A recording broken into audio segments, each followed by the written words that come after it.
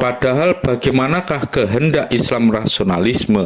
Akal kadang-kadang tak mau menerima Quran dan hadis sahih itu. Bukan oleh karena Quran dan Nabi salah, tetapi oleh karena cara kita mengartikannya adalah salah. Kalau ada sesuatu kalimat dalam Quran atau sabda Nabi yang bertentangan dengan akal kita, maka segeralah rasionalisme itu mencari tafsir, keterangan yang bisa diterima dan disetujui dengan akal itu. Jadi, alat kita sudah benar, material kita sudah benar, yakni Quran dan hadis saja. Zonder pengaruhnya otoritas ulama. Tetapi cara interpretasi alat itu belumlah benar. Di atas lapangnya interpretasi itulah kaum Islam muda belum dapat menemui dan mendapat simpatinya kaum intelektual. Belum rasional selama interpretasi ini masih mengandung zat-zat anti-rasional atau anti-intelektualistis.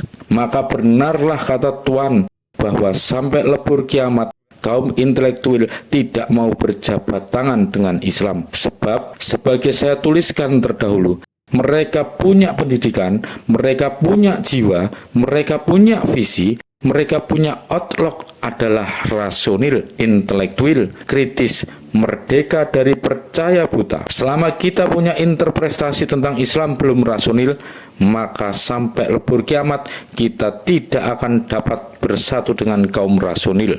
Karena itu, konklusi saya yang terpenting daripada peninjauan ke luar negeri itu ialah, marilah kita, kalau kita tidak mau mendurhakai zaman, marilah kita mengangkat rasionalisme itu menjadi kita punya bintang petunjuk di dalam mengartikan Islam. Kita tidak akan rugi, kita akan untung. Sebab Allah sendiri di dalam Quran berulang-ulang memerintahkan kita berbuat demikian itu. Apa sebab kamu tidak berpikir? Apa sebab kamu tidak menimbang? Apa sebab kamu tidak menimbang? Apa sebab tidak kamu renungkan?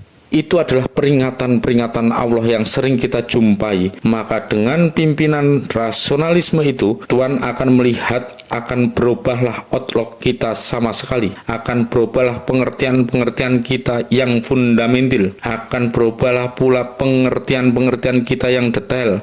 Akan berubahlah, misalnya, kita punya pengertian-pengertian tentang Qadar, tentang Adam dan Hawa, tentang berbapa atau tidaknya Nabi Isa, tentang mati syahid, tentang Mahdi dan Dajjal, tentang amal dan ibadat, tentang siasah, tentang haram dan makruh, tentang 1001 hal yang lain-lain. Akan berubahlah teristimewa sekali kita punya anggapan agama Islam sebagai satu sistem sosial, yakni sebagai satu sistem yang mengandung aturan-aturan kemasyarakatan. Kalau ini pengertian tentang sistem kemasyarakatan Islam bisa kita koreksi, maka benar-benarlah kita akan beruntung. Sebab sistem kemasyarakatan Islam inilah yang memang menjadi pasal di dalam agama Islam yang paling dikritik orang. Apa sebab? Sebabnya tidaklah sukar kita cari. Ilmu fikih menjadi beku sejak kena pukaunya anti-rasionalisme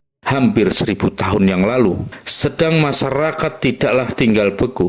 Masyarakat di dalam tempo yang hampir 1000 tahun itu teruslah berjalan, teruslah beredar, teruslah ditarik oleh zaman. Ilmu fikih yang beku itu ditinggalkan jauh oleh masyarakat yang ikut zaman itu.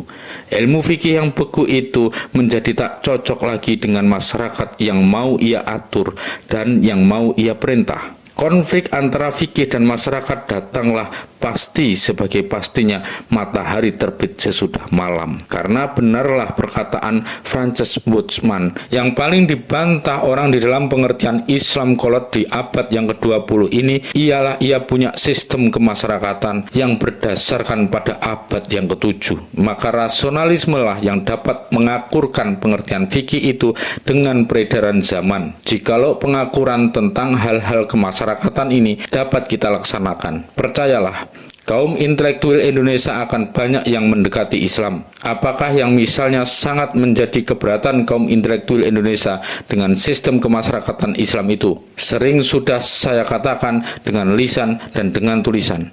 Salah satu keberatan besar daripada sistem kemasyarakatan ini adalah kedudukan yang fikih berikan kepada kaum perempuan. Memang soal perempuan inilah bagian yang paling penting di dalam sistem kemasyarakatan Islam itu. Soal perempuan adalah central fact daripada sistem sosial Islam itu. Robahlah kita punya pengertian tentang soal perempuan itu. Gantilah kita punya fikih tua dengan fikih baru yang sesuai dengan spiritnya Islam sejati dan sesuai dengan tuntutan zaman. Dan kaum intelektual akan hilanglah salah satu keberatannya yang terbesar terhadap kepada Islam. Perhatikanlah, saya tidak bermaksud mengorbankan Islam untuk kesenangan kaum intelektual. Saya tidak bermaksud mengabdikan Islam kepada perasaan-perasaannya kaum intelektual.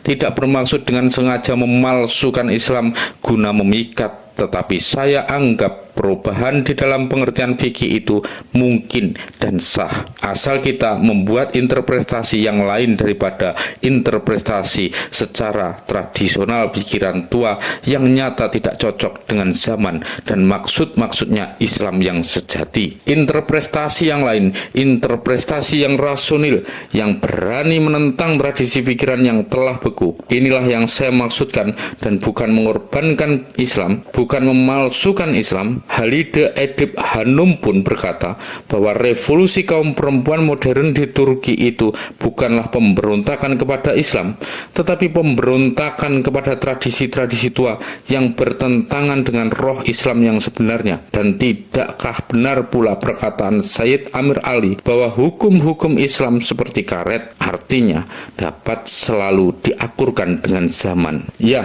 marilah kita selalu perhatikan roh Islam yang sebenarnya, jiwa Islam yang sewajarnya. Tiap-tiap kalimat di dalam Quran, tiap-tiap ucapan di dalam hadis, tiap-tiap perkataan di dalam riwayat, haruslah kita interpretasikan cahayanya roh Islam sejati ini. Janganlah kita melihat kepada huruf, marilah kita melihat kepada rohnya huruf itu, jiwanya huruf itu, spiritnya huruf itu. Dengan cara yang demikian itu kita bisa memerdekakan Islam dari pertikaian huruf alias kasuistiknya kaum fakih. Dengan cara yang demikian itu kita bisa berpikir merdeka, berijtihad merdeka dengan hanya berpedoman kepada pedoman yang satu, yakni jiwanya Islam, spiritnya Islam.